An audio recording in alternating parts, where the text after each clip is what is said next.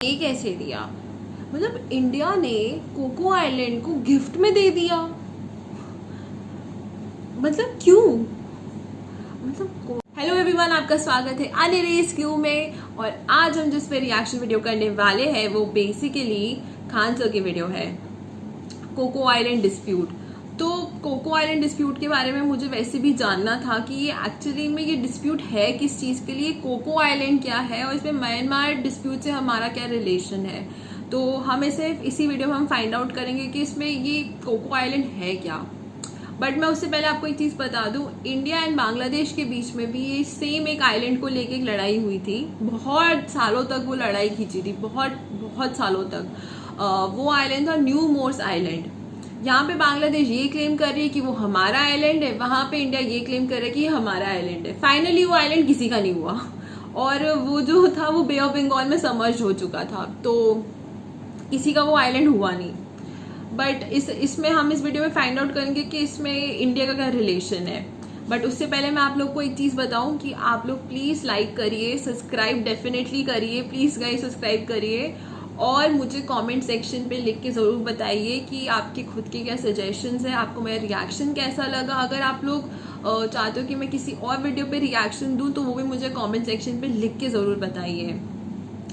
और मेरे खुद के जो भी व्यूज़ और ओपिनियंस होंगे मैं इस वीडियो के एंड में बताऊंगी। और इसी के साथ हम इस वीडियो को हम स्टार्ट करते हैं। तो लेट्स सी हमें क्या पता चलता है नया। वैसे खान सर की वीडियो जो होती है वो काफ़ी इंटरेस्टिंग होती है। जय हिंद। इस साल फरवरी के महीने से ही म्यांमार में जो तख्ता पलट के बाद जो हिंसा हुई है वो जारी है अभी तक। अब तक लगभग 1000 लोगों की वहां जान जा चुकी है। अब इसमें यूएन के जनरल असेंबली में जो मीटिंग हुई थी जिसके तहत म्यांमार के ऊपर सैंक्शन लगाने थे, भारत उस सैंक्शन में हिस्सा ही न लिया। एक तरह से भारत ने यहाँ के सैनिक शासक का साथ दिया। ये एक ऐतिहासिक गलती होगी क्योंकि यही मौका है हमें कोको आइलैंड वापस लेने का। आप समझते हैं हम लोग नेहरू ने क्या गलती किया था और हम किस तरह वापस एक्युपाई कर सकते हैं। इस साल फरवरी में क्या हुआ कि आंग सान सूकी की जो बहुमत की सरकार थी उसे हटाकर वहां के जनरल ने इस सेना को सत्ता को कब्जा लिया और वहां सड़कों पर टैंक घूम रहे हैं अपनी ही जनता के ऊपर। ये लोग हेलीकॉप्टर से गोलियां चला रहे हैं। अब तक लगभग 1000 लोगों की मृत्यु हो चुकी है जिसमें महिलाएं और बच्चे भी शामिल है। अब ये इनका अत्याचार इतना ज्यादा हो गया, इसको लेकर यूएन के सिक्योरिटी काउंसिल में मीटिंग होनी चाहिए, तो सिक्योरिटी काउंसिल में मीटिंग नहीं हुई। जो ये दिखाता है कि यूएन कितना अपने काम को लेकर मतलब कोई वैल्यू ही नहीं रहा है यूएन को। ना वो इजराइल और हमास के बीच का कॉन्फ्लिक्ट रोक पाता है, जब इजराइल ने सीज फायर किया तभी हुआ, केवल समझाता है यहाँ पर। और यहाँ जनरल असेंबली में कहा गया कि जो ये है आपका म्यांमार है उसको कोई बड़ा हथियार नहीं देगा। तो भैया उसको बड़े हथियार की जरूरत भी नहीं, वो किसी देश से लड़ने नहीं जा रहा है, अपनी जनता को मार रहा है। और जनता को मारने के लिए आर्मी बहुत है क्योंकि आर्मी वेल ट्रेंड होती है। तो आप सैंक्शन लगा के कोई खास फायदा होगा नहीं यहाँ पर। अब इस सैंक्शन में क्या हुआ, म्यांमार के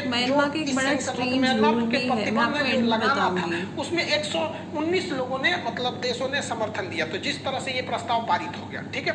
लेकिन एक है जो एक देश ने इसका समर्थन नहीं दिया और भारत जैसे 36 देशों ने इसमें एब्सेंट हो गए, भाग ही नहीं लिया। तो भाग नहीं लिए तो एक तरह से म्यांमार के लिए तो ठीक हुआ, चाइना भी इसमें भाग नहीं लिया। तो चाइना को तो समझ में आता है कि ये कम्युनिस्ट देश है, हमेशा सैनिक शासकों को ही साथ देगा। लेकिन भारत यहाँ नहीं गया क्योंकि भारत को लग रहा था कि कहीं अगर हम म्यांमार के खिलाफ जाएंगे तो म्यांमार के पास केवल एक ही ऑप्शन रहेगा, चाइना के पास। ये भारत की गलतफहमी है। चाइना अभी भी म्यांमार चाइना का ही साथ देगा। हम लोग को क्या लगता है, भारत को लगता है कि यहाँ पे हम लोग ने कालादान मल्टी मॉडल प्रोजेक्ट हम पहले वीडियो में समझा दिए हैं, उसको आपको डिस्क्रिप्शन में लिंक देंगे, कालादान का आप देख के समझ जाएंगे। तो ये यहाँ पर हम लोग हाईवे पोर्ट वगैरह बना रहे हैं, इससे कहीं अगर हम म्यांमार के खिलाफ जाते हैं तो ये म्यांमार पूरी तरह से चाइना के फेवर में चला जाएगा। तो भैया यहाँ पर चाइना वैसे भी हम लोग को चाइना के ही फेवर में जाएगा यहाँ पर। दूसरा, भारत को लगता है कि हम वहाँ हथियार बेचते हैं अगर हम वहाँ के सैनिक शासक का साथ नहीं देते हैं, क्योंकि बहुत लंबे समय तक आंग सान सूकी अब शासन में आने वाली नहीं है, एक लंबा शासन में। तो भारत को लगता है हथियार बेचने में प्रॉब्लम हो जाएगा।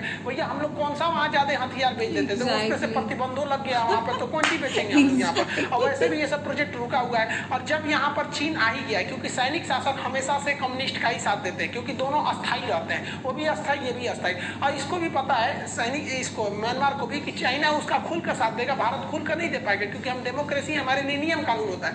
अब यहाँ चाइना हावी हो जाएगा। अब चाइना जब हावी हो जाएगा तो इस प्रोजेक्ट के पास रखाइन जो प्रांत है यहाँ पर ऑलरेडी इंसर्जेंसी उग्रवाद है, तो ये ये उग्रवादियों को चाइना ही हथियार देता है। अब स्पेशली वो इधर ही देगा कि भारत के प्रोजेक्ट को रोका जा सके। अब ऐसे ही इंद्र कुमार गुजराल के वक्त में हुआ था, यहाँ के सैनिक शासक म्यांमार से भारत के व्यापारियों को मार के भगा दिए थे। हमारा लुक ईस्ट पॉलिसी अटका का अटका रह गया था। देखिए, इंसान को हमेशा ना एक मतलब कंफ्यूजन में नहीं रहना चाहिए, एकदम डिसाइड कीजिए कि कौन आपके साथ है और कौन आपका साथ नहीं देगा। यहाँ पर ज्यादा इंटरनेशनल पॉलिटिक्स में इतना दबाव भी झेलना ठीक नहीं रहता है। अब हम लोग को यहाँ पर तो हम लोगों ने सैनिक शासन का साथ दे दिया। अब जितना दिन ये रहेगा भारत के लिए उतना खराब। अगर हमारे लिए 10% अच्छा होता है तो चाइना के लिए 90% अच्छा होगा। लेकिन अगर यहीं पे इस सैनिक शासन को हटा के आंग सान सू की सरकार आ जाती है तो 50% वो चाइना की ओर रहती है, 50% इंडिया की ओर रहती है। तो भैया हम 50% गंवा के 10% में काय को खुश हो रहे हैं यहाँ पे। और यही तो मौका था हमें कोको आइलैंड वापस लेने का। अब कोको आइलैंड समझिए, ये सबसे मेन चीज है। 1948 में हम लोग का एक आइलैंड था यहाँ पर अंडमान निकोबार के पास, जिसका नाम था कोको आइलैंड।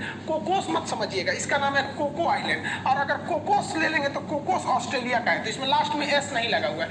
ये कोको आइलैंड अब नेहरू जी ने ना यहाँ पर 1948 में इस कोको आइलैंड को म्यांमार को गिफ्ट में दे दिया। देखिए नेहरू यहाँ लिखा फोटो खींचना मना है, फोटो खिंचवा रहे हैं यहाँ पे ऐसे ऐसे, तो इन्होंने म्यांमार को दे दिया।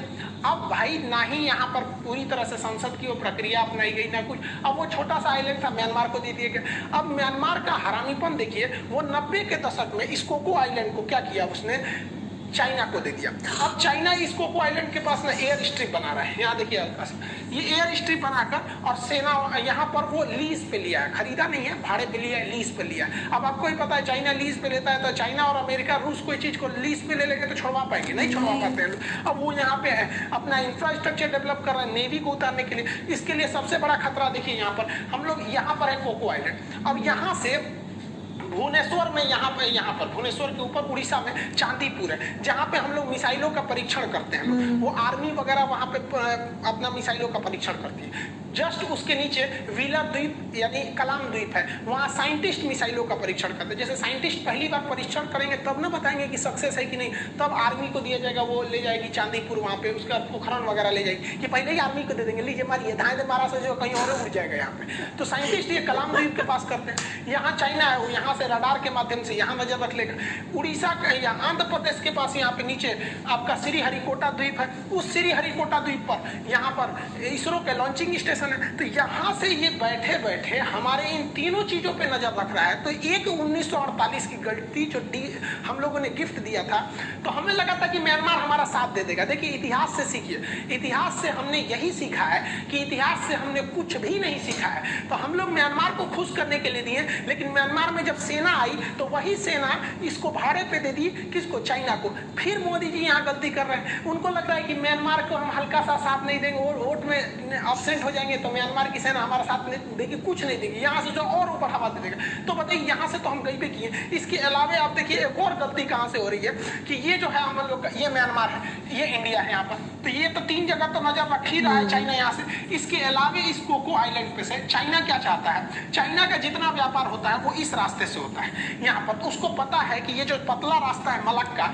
यहाँ पर अंडमान निकोबार जो इंडिया का है, यहाँ पर वो आराम से धो देगी इसकी नेवी, इंडिया की नेवी इसको, इसलिए वो मलक्का आइलैंड को बाईपास करना चाहता है। इस बाईपास के लिए वो यहाँ से यहाँ एक सड़क बना रहा है अपने यहाँ पे वो आ जाएगा, और यहाँ से उसकी नेवी का पूरा अगले 20 साल का प्लानिंग है कि यहाँ अच्छी खासी नेवी डिप्लॉय कर देगा। अब इसके जितने जहाज है इसके नेवी के प्रोटेक्शन में निकल जाएंगे, हम लोग मुंह ताकते रह जाएंगे चाइना आएगा चाइना आएगा। तो सोच रहा है एक गलती की वजह से हम लोग कितने जगह से चाइना से घिरते जा रहे हैं। अब मोदी जी के पास एक बहुत बड़ा मौका है, देखिए कैसे। ये जो कोको आइलैंड है ये नेहरू जी ने दिया था, नेहरू ने दिया था किसको, वहां के लोकतांत्रिक सरकार को, जो जनता द्वारा चुनी गई थी सरकार को। हमने वहां किसी के आर्मी को तो दिया नहीं था। अब 2021 में यहाँ पे आर्मी आ गई है, तो मोदी जी को चाहिए कि भैया वापस रिकैप्चर कर लो।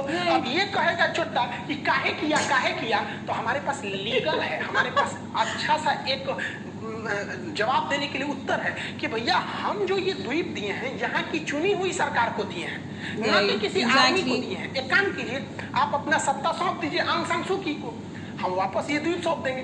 अब इस चोट्टा को जो अपने देश में आदमी को गोली मरवा रहा है वो हमारा क्या साथ देगा, वो द्वीप वापस करेगा, ये ठंडा जाएगा यहाँ पर, ये चुपचाप शांति से बैठ जाएगा। तो यही मौका है यहाँ पर भारत को कि भैया तुम वापस, या तो तुम अपनी सत्ता ले जाओ वापस सांग सांग किसी को दो, सही नहीं बात दोगे है। तो हम अपना वापस लेके चल जाएंगे। तो ये यहाँ पर ये चुप बैठ जाएगा, और ये चुप बैठ गया ना तो भारत सरकार को भी यहीं पे मेन मोटो रहना चाहिए हमारा दो ठो। पहला मोटो कि बहाना से कोको आइलैंड ले लो, उसके बाद जब ये चुप हो जाए इस ससुरा का फाइल निपटा दो, क्योंकि जब तक ये रहेगा हमारे लिए लॉन्ग टाइम खतरा रहेगा। रिस्क लेना चाहिए, उड़ा दो साले को एक मिसाइल लगा के यहाँ पर, ये बहुत ज्यादा खतरनाक थोड़ी है। यहाँ पर आपको एग्जाम्पल देते हैं, आप सीधा ईरान उड़ा के ये दो। थे कासिम सुलेमानी, याद है ना, 1 साल पहले कासिम सुलेमानी को ये डोनाल्ड ट्रंप ने मिसाइल लगा के उड़वा दिया। अब ईरान उतना पावरफुल देश है, म्यांमार की तुलना में बहुत पावरफुल देश है, उसकी इकोनॉमी, जीडीपी, आर्मी, नेवी हर डेवलप है। क्या कर लिए ये हसन रूहानी, क्या कर लिए, चिल्ला के रह गए, बदला लेंगे, बदला कहाँ बदला लेंगे, उछल गया ऊपर लोहा, जो बाइडन आ गए, अभी लोग अमेरिका के पीछे पीछे लग रहे हैं। हाँ, अब इजराइल इनको धमका रहे हैं, कुछ हुआ, कुछ नहीं हुआ, मार दिया वहां पे, दुनिया पूछी कहाँ मारा, कहाँ मारा, तो कर आतंकवाद फैला रहा था। तो भैया हमारे पास भी सिंपल सा रास्ता है, ये वाला एरिया रखाइन प्रांत है, यहाँ से बहुत सारे उग्रवादी भारत में घुसते हैं, और ये हमारा पूर्वोत्तर आज से 20 साल पहले इतना अशांत था इस म्यांमार की वजह से, तो हमारे पास भी बहाना है, मार मिसाइल धांधे उड़ जाए, नहीं चश्मा वाला काम खत्म यहाँ पर। अब जब उड़ गया तो ऑटोमेटिक सरकार में आ जाएगी। अब आप कहेंगे कि इतना आसान कैसे है भैया, या तो आप हम हिंदुस्तान वाले अमेरिका से खुद को मतलब आप अमेरिका एग्जाम्पल हम आपको दिखा दिए, जब ईरान जैसा देश कुछ नहीं कर पाया तो क्या कर पाएगा ये देश, यहाँ पे म्यांमार क्या कर पाएगा। इस बहुत बड़ा देश तो है, इसके खिलाफ में 119 देशों ने म्यांमार यूएन में जब वोट किया, जब 119 देश इसके खिलाफ है तो क्या कर पाए। लेकिन हमारे टीचर हमसे कहते थे कि लाइफ में जब भी कोई चीज का प्लान बनाओ तो हमेशा वर्स्ट कंडीशन यानी एकदम खराब स्थिति को सोच के प्लान बनाओ, तब जाके सक्सेस हो सकते हैं। तो मान के चलिए हम लोग ने ससुरा को मारिए दिए, यहाँ मारने के बाद ये आएगी आंग सान सूकी, तो इनको सीधा समझौता करेंगे, भैया कोको आइलैंड नहीं लौटाएंगे, तो ये कहेगी ठीक है, हम जनता में प्रचार कर देंगे कि देखो 1 महीना 2 महीना के लिए फौज आया तो हमारा कोको आइलैंड चल गया, लेकिन फिर जनता भी हमारे साथ आ जाएगी कि भैया हमने इस जालिम को हटा के साथ किया। पर दिक्कत क्या होगा, देखिए समझ में बहुत ज्यादा क्या होगा इससे कि भाई जनता तो इसकी खुद इसको भगाना चाह रही है, क्योंकि जनता की सड़कों पे टांग के घूम रहे हैं, जनता खुद इनको लाना चाह रही है। जनता का मुंह नहीं है, जिस तरह से हम अपनी सेना का इज्जत करते हैं वहां इज्जत नहीं हो रहा है। सबसे बड़ी बाधा बनेगा चाइना। तो भैया सबसे बड़ी अगर जब बाधा चाइना बनता है तो जरूरी भाई देखो, चाइना म्यांमार पे हमले की वजह से कभी डायरेक्ट भारत से नहीं उलझेगा, कभी नहीं उलझ सकता है। और अगर ज्यादा इंटरफेयर करने लगे तो फिर भारत के पास भी सीधा मौका है, सीधा कहिए कि कोरोना कहां से फैला हम इसकी जांच करेंगे, क्योंकि ये सबसे बेस्ट मौका है, क्योंकि अभी कोरोना है, पूरी दुनिया कोई इंटरफेयर नहीं करेगी। अब चाइना इसमें आ जाएगा और तुरंत कहिए कि भैया दक्षिणी चीन सागर अगर चाइना का है तो पूरा हिंद महासागर मेरा है। अब चाइना माथा पटकेगा, रे ससुराल तो हिंदी का कह रहा है, अब पूरी दुनिया कहेगी कि देख भैया चाइना तुम इसको अपना कह रहे हो तो भारत इसको अपना कह रहा है। तो चाइना समझ जाएगा कि भैया दूसरे के चक्कर में जाएंगे तो हमारा दक्षिणी चीन सागर भी जाएगा और कोरोना के उल्टा सीधा जांच हो जाएगा। तो चाइना की फाइल निपट गई। चाइना अब वैसे भी कोई देश दूसरे के वजह से डायरेक्ट नहीं आता। अब आप ही बताइए ना, इजराइल या फिर फिलिस्तीन के चक्कर में हम मार करने जाएंगे, कोई नहीं जाता है, बस ऊपर ऊपर करते हैं। ऐसा क्या किया था 1971 में हम लोग जब बांग्लादेश तोड़े तो क्या कर लिया, कुछ नहीं कर पाए। ऐसा कोई कुछ नहीं कर पाता यहाँ पे। अगला समझते हैं इस्लामिक देश। इस्लामिक देश हमारे साथ आ जाएंगे और इनके साथ आने का मतलब ये 57 देश है।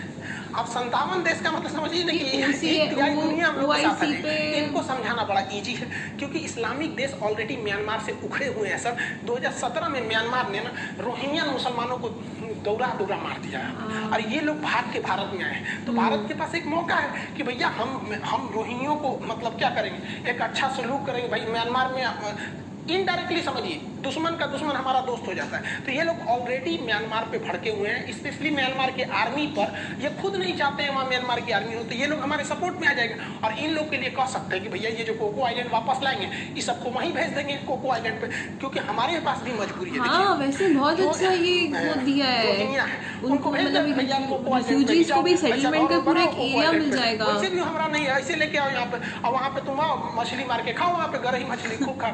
क्योंकि अगर हम रोहिंग्या हम लोग के लिए तो बहुत बड़ा मतलब समझिए कि सांप छुछुंदर का हाल हो गया कि हम उन्हें डायरेक्ट म्यांमार भेज नहीं सकते, क्योंकि म्यांमार कह रही है कि हमारे यहाँ के नहीं है, बांग्लादेश का हमारे यहाँ का नहीं है। अब पूरी हम इनको कैसे बोरा में सामान थोड़ा बांध के फेंक देंगे, अब वो बॉर्डर सीज किए ले नहीं रहे। अब अब भारत के पास दो ये ऑप्शन, या तो इन्हें भारत में छोड़ दो चुपचाप, क्योंकि अगर डायरेक्ट फेंकेंगे कैसे, यूएन चलाएगा हम लोग के बीच में, तो आप इन्हें भारत में रखेंगे तो पूरे भारत में फैल जाएंगे सर। नहीं तो इन्हें डिटेंशन सेंटर में भेजिए। सोचो डिटेंशन सेंटर बनाने में करोड़ों रुपया खर्चा आता है, यहाँ हॉस्पिटल नहीं है, सरकारी स्कूल टूट रहा है, तो इन लोग के रहने के लिए डिटेंशन सेंटर बनाएंगे। और जहाँ डिटेंशन सेंटर बना दिए तो यूएन ह्यूमन राइट का नियम है कि एक आदमी पे 60 रुपया कम से कम खर्चा करना है आपको।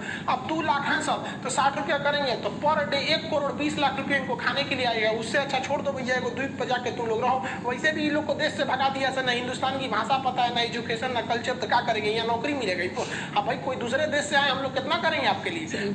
वापस म्यांमार एक ना एक दिन जाना ही इन लोग को। अभी के वक्त में म्यांमार के खिलाफ 119 देश हैं सब, इसमें अमेरिका हो गया, ये हो गया, क्योंकि इनको पता है कि अगर म्यांमार के आर्मी का शासन रहेगा तो चाइना वर्चस्व पे आ जाएगा। यूरोपीय यूनियन ऑलरेडी इन पर प्रतिबंध बना रखा है, यहाँ पर इस्लामिक ऑर्गेनाइजेशन वाले ऑलरेडी इन पे भड़के हुए हैं। तो 119 देश इनके खिलाफ है, लेकिन सबसे बड़ा एक्शन इंडिया को लेना पड़ेगा, बगल में है यहाँ पर, तो यहाँ से धो सकते हैं। और अगर नहीं धोएंगे तो चाइना बढ़ जाएगा। और याद रखिए, अगर हम लोगों ने ऐसा काम नहीं किया तो आने वाले 20 साल में चाइना, ये म्यांमार का भी हाल वही हो जाएगा जो इस साइड में पाकिस्तान का हो गया है। नीचे चाइना ने श्रीलंका पे कब्जा कर लिया, उधर श्रीलंका में भी कब्जा कर लिया वैसे चाइना ने, पसार रहा है, और इधर म्यांमार में हो जाएगा। चारों ओर से हम पिसा जाएंगे। तो आने वाली पीढ़ियां हम लोग से सवाल पूछेगी कि जब देश चारों ओर से घिर रहा था तो आप बैठ के मुंह ताक रहे थे क्या?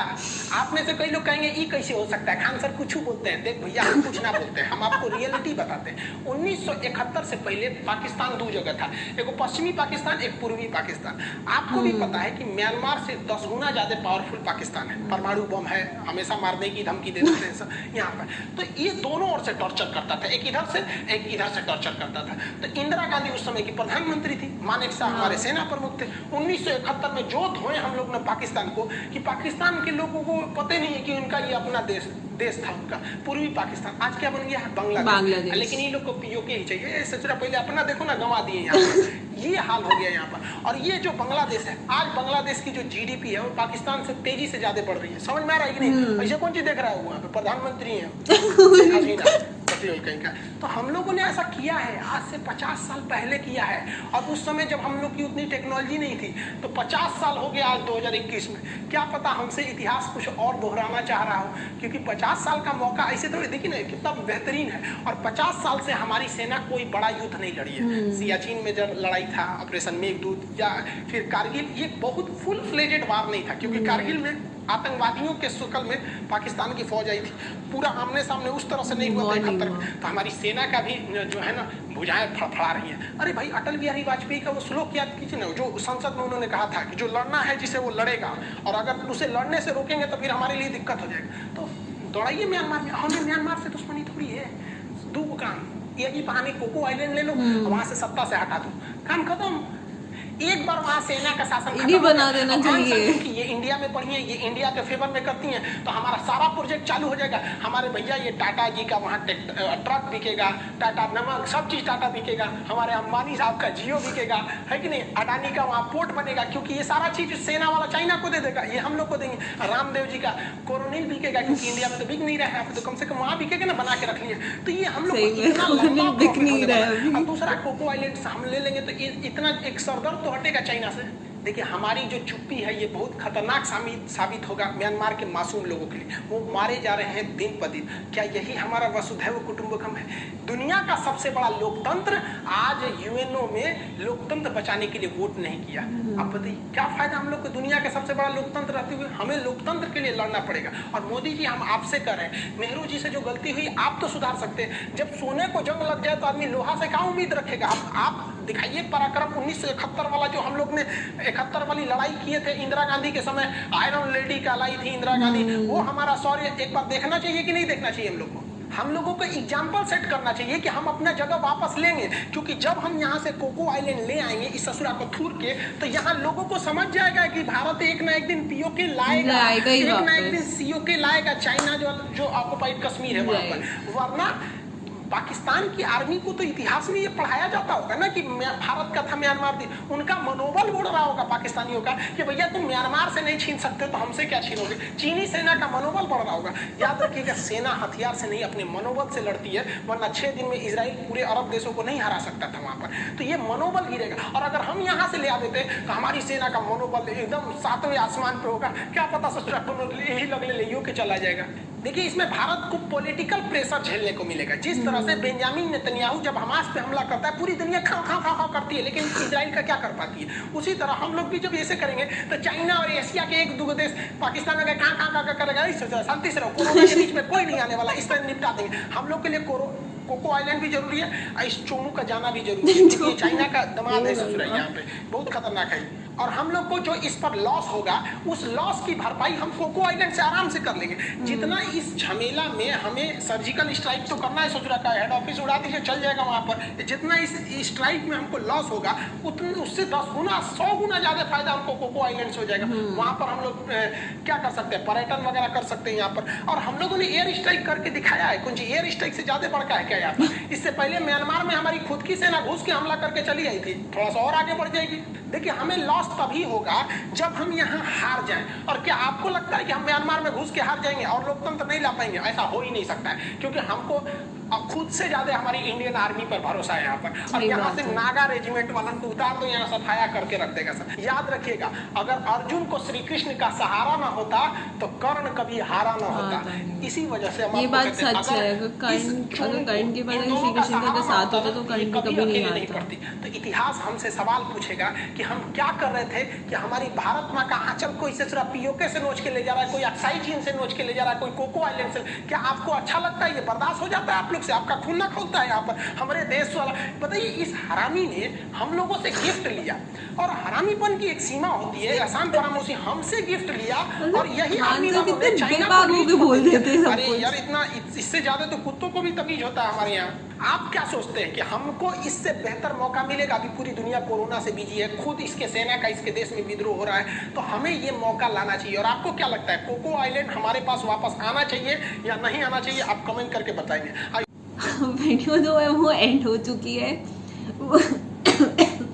कांजो की जो वीडियो है, आई मीन, मैं कुछ मतलब इतने इंटरेस्टिंग तरीके से पढ़ाते हैं ना, क्या बताऊँ। आई थिंक ये जितने भी, मैं इसलिए कह सकती हूँ क्योंकि जितने ये सारे टॉपिक्स होते हैं ना, ये पॉलिटिकल वाले जितने भी टॉपिक्स होते हैं, ये थोड़े से बोरिंग होते हैं। देखिए, इसमें कुछ इसका कोई दूसरा पर्सपेक्टिव नहीं ढूंढना है, बस मैं आपको एक जेन्युइन चीज़ बता रही हूँ कि ये चीज़ है। हम भी जब पढ़ाई करते थे, स्पेशली इन सब टॉपिक्स को लेके, जैसे कोल्ड वॉर हो गया, क्यूबन वॉर हो गया, ये सब थोड़ा सा ना नॉन इंटरेस्टिंग टॉपिक्स में आता है। सिर्फ इसमें बिल्कुल ध्यान नहीं लगता है, बस ये होता है कि किसी भी तरीके से घंटी बज जाए, बस निकलना है यहाँ से। बहुत ही बोरिंग टॉपिक्स होता है। तो ऊपर से जब यंगस्टर्स होते हैं, उनके 100 डायरेक्शन में 100 तरीके के दिमाग में चलते रहते हैं, उस टाइम पे बैठ के पर्टिकुलर ये सब टॉपिक्स पढ़ाना और भी मुश्किल होता है। एंड आई एम श्योर कि टीचर्स के लिए बहुत मुश्किल होता है कि आपको कॉन्सेंट्रेट करके, उनको भी तो ये चैप्टर पता नहीं कितने सालों से पढ़ा रहे होंगे। एनीवे, जो खान सर ने जिस तरीके से बताया, जिस तरीके से एक्सप्लेन करा है, बात बिल्कुल ठीक कही है कि अगर अभी हमने कोको आइलैंड वापस नहीं लिया तो उसको चाइना जो है वो तो ऑब्वियसली बात है, वो तो ले ही लेगी, और उनके पूरे चांसेस होंगे कि उसको एक कहते हैं ना कि सराउंड करके उसमें अटैक करना हो, तो वो बहुत ईजी हो जाएगा। ये बात सच है, इसमें कोई डिनाइल फैक्टर नहीं है। सेम चीज़ जो मैं आपको अपने स्टार्टिंग में बता रही थी वीडियो के कि न्यू मोर्स आइलैंड जो था, उसमें भी सेम चीज़ ही हो रही थी, क्योंकि बांग्लादेश, बट हुआ ये क्योंकि जो बांग्लादेश एंड इंडिया के बीच में जब डिस्प्यूट चल रहा था, नॉट डिस्प्यूट भी नहीं था, मतलब ये आइलैंड को लेके डिस्प्यूट था कि ये जो आइलैंड था बहुत टाइम पहले सैटेलाइट में ये दिखा, तो ये ना बे ऑफ बंगाल में था, और सुंदरबन आइलैंड जो जिसको हम कहते हैं, सुंदरबन आइलैंड के बहुत करीब था ये आइलैंड। तो यहाँ पे वो बे ऑफ बंगाल में था, तो बांग्लादेश उस तरफ है, यहाँ पे इंडिया है, तो वो ये क्लेम कर रही है कि ये आइलैंड किसका है, कौन इसको क्लेम करे, क्योंकि ये ऑल ऑफ ए सडन सबको मतलब दिखा है। तो वरना ये तो किसी ना किसी की तरफ होता ही, ऑब्वियस सी बात है, लेकिन ये island all of a sudden दिखा। तो यहाँ पे बांग्लादेश क्लेम करे कि हमारा आइलैंड है, इंडिया यहाँ से क्लेम करेगी हमारा आइलैंड है। अब भाई इसके लिए मतलब ये भी आई थिंक 20 ईयर्स की लड़ाई थी कि इस आइलैंड को, ये आइलैंड किसके पास है, किसकी टेरिटरी के अंदर आएगा, ये आइलैंड किसका है, इसका कोई नतीजा नहीं निकला। और फाइनली जाके ये जो आइलैंड था कहा कि भाई बस हो गया, अब मैं जा रहा हूँ बे ऑफ बंगाल में, मुझे किसी का कोई पार्ट नहीं बनना। तो फाइनली आइलैंड को कंसिडर करा गया कि नो मैन्स आइलैंड कंसिडर करा गया, और ये किसी के साथ नहीं गया। क्योंकि इसके लिए भी बहुत मतलब ये इसमें भी सेम चीज़ हुई थी कि आर्मी को भेजा था, यहाँ पे इंडियन आर्मी गई थी, उसके बाद बांग्लादेश आर्मी गई थी, फिर दोनों के बीच में भी फिर पता नहीं क्या हुआ, फिर जिसकी वजह से दोनों आइलैंड को खाली करना पड़ा, और ये आइलैंड फिर किसी का नहीं हुआ। ऑल ऑफ अ सडन ये सैटेलाइट से भी गायब हो गया कि ये न्यूमोस आइलैंड जो था वो है या नहीं है। तो लोगों ने प्रिडिक्ट ये करा कि वो सबमर्ज हो चुका है, क्योंकि वो सी कोस्टल एरिया में था। जैसे सुंदरबंस होते हैं, वो भी बहुत सारे आइलैंड होते हैं, वो सबमर्ज्ड हो जाते हैं एक टाइम के बाद। सेम चीज़ इसके साथ भी हुआ है। यही बात रही कोको आइलैंड का। कोको आइलैंड पे मैं मानती हूँ कि अभी यहाँ पे जो उन्हें वापस ले लेने का भी बहुत अच्छा टाइम है। जैसे उन्होंने बताया है कि वो अभी ले सकते, क्लेम कर सकते, क्योंकि उन्होंने जो दिया था वहाँ की गवर्नमेंट को दिया था, ना कि वहाँ के आर्मी पावर को दिया था। तो इस पे क्लेम करना भी बहुत ईजी है इंडिया में। बट ये तो उन्हीं का है कि हम तो यहाँ बैठ के हम कुछ कर नहीं सकते हैं। ये तो उन्हीं की क्या आगे की प्लानिंग होगी, क्या आगे का क्या एजेंडा होगा, ये तो सारी गवर्नमेंट ही डिसाइड कर सकती है। हमारा इसमें कोई वो नहीं है। बट ये है कि अगर हम उसे क्लेम कर लेंगे तो बहुत बेहतर होगा, क्योंकि जिस तरीके से उन्होंने बताया कि वहाँ पे अटैक होने के चांसेस है। हमारे वहाँ पे सारे इसरो मिसाइल्स एंड ऑल वो सारे वहाँ पे सेटल्ड है, वहाँ पे सारे सबकी टेस्टिंग्स होती है। वहाँ पे उनको भी क्या करना है, वहाँ पे अगर वो अटैक करने भेज देंगे तो वहाँ पे पूरा वो ख़त्म हो जाएगा। और हमें वो मिसाइल्स और वो सारे जितने भी इसरो वगैरह में हमें जितनी भी चीज़ें बनाई हैं, हमने सब खुद से बनाई है, हमें किसी ने हेल्प नहीं करी है। ये क्योंकि जब हमने हेल्प मांगी थी हमें हर एक कंट्रीज ने मना कर दिया था, लेकिन वी बिल्ड इट, तो हमें पता है उसकी कितनी वैल्यू है। बट ये सेम चीज़ फिर रिपीट होगा क्यूबन वॉर की तरह भी, क्योंकि क्यूबन वॉर में भी यही हुआ था कि वहाँ पे जब सोवियत पे अटैक करने के लिए यूएस ने वहाँ पे पूरी बेस बना लिया और फिर उन्होंने अटैक करना स्टार्ट किया था। तो ये सेम चीज़ चाइना भी कर सकती थी, पूरी जगह से वो घेर के वो अटैक करेगी। अगर वहाँ पे जो मेन सेंटर्स अगर उन्होंने उड़ा दिए तो फिर हमारे पास भी कोई लड़ने के लिए वो बचेगा नहीं। बट मुझे तो ये वाला कॉन्सेप्ट समझ में नहीं आ रहा है। मतलब उन्होंने गिफ्ट के तौर पे उन्होंने कोको आइलैंड को दे कैसे दिया? मतलब इंडिया ने कोको आइलैंड को गिफ्ट में दे दिया, मतलब क्यों? मतलब उन्होंने कोको आइलैंड को गिफ्ट के तौर पे दे दिया, क्यों? किसने दिया? क्यों दिया? किस लिए दिया? मतलब वो थोड़े ना लड़ने गए थे उस आइलैंड में, या फिर हमारे इसमें कितने लोगों ने कितने सैक्रिफाइसेस करते हैं, फिर उसके बाद जाके हमें एक एरिया मिलता है और हम ऐसे दे देते हैं। भाई गिफ्ट मतलब कोई सामान थोड़े ना है, ये पूरा एक एरिया है, आप ऐसे कैसे किसी को उठा के दे सकते हो? मतलब ये उस आइलैंड में, या फिर जब भी हम कहते हैं कि जितने भी बाउंड्रीज में जितनी भी लड़ाइयाँ होती है उसमें बहुत लोगों की सैक्रिफाइसेस होती है, हमें वो हमेशा याद रखनी चाहिए वहाँ पे कितने लोगों ने कितना सैक्रिफाइस दिया है। और सिर्फ एक इंडिविजुअल के सैक्रिफाइसेस नहीं होते, उसमें पूरी की पूरी फैमिली इन्वॉल्व होती है। एक इंडिविजुअल के साथ एक पूरी फैमिली रहती है। जब एक इंडिविजुअल को खोते हैं आप पूरी फैमिली को खो देते हो। ये एक बेसिक अंडरस्टैंडिंग होती है। और वहाँ पे आके ऐसी चीज़ें होती तो फिर पता नहीं। क्योंकि देखिए जैसे कि अमेरिका में भी अभी जैसे तालिबान का भी ये जो सीन हुआ है अफगानिस्तान में, वहाँ पे भी जब अमेरिकन आर्मी इसको वापस बुलाया है जिस तरीके से, वहाँ पे भी कितने अमेरिकन सोल्जर्स थे जिनकी वहाँ पे सैक्रिफाइस हो गए उसी लड़ाई में, जबकि उनकी खुद की लड़ाई भी नहीं थी, उसमें वो सैक्रिफाइस हो चुके थे। और उनके साथ उनकी कितनी फैमिलीज के साथ भी ये सेम चीज़ उनको वो चीज़ झेलनी पड़ेगी। आई थिंक कितने के सिर्फ एक ही हो उनकी फैमिली में और कोई ना हो, तो ये बहुत बुरी चीज़ है। पता नहीं कैसे दे दिया, मेरे को तो बड़ा आश्चर्य होता है कि ऐसे दे दिया, गिफ्ट के तौर पे दे दिया। और वो भी आई थिंक ये भी हो सकता है कि ताकि वो हमारी हेल्प कर सके आगे जाके, ये भी एक रीज़न है। लेकिन वो जो आइलैंड दिया था वो बेसिकली वहाँ के गवर्नमेंट को दिया, ना कि वहाँ के आर्मी को। लेकिन वहाँ पे जब अब आर्मी रूल आ चुका है तो उसका भी तो कोई यूज़ नहीं है फिर। बट एनीवे अभी देखते हैं क्या इसके आगे का क्या नतीजा निकलेगा विद इन 20 ईयर्स में, या फिर आगे के इन फ्यूचर में इसका क्या डिसीजन लिया जाएगा।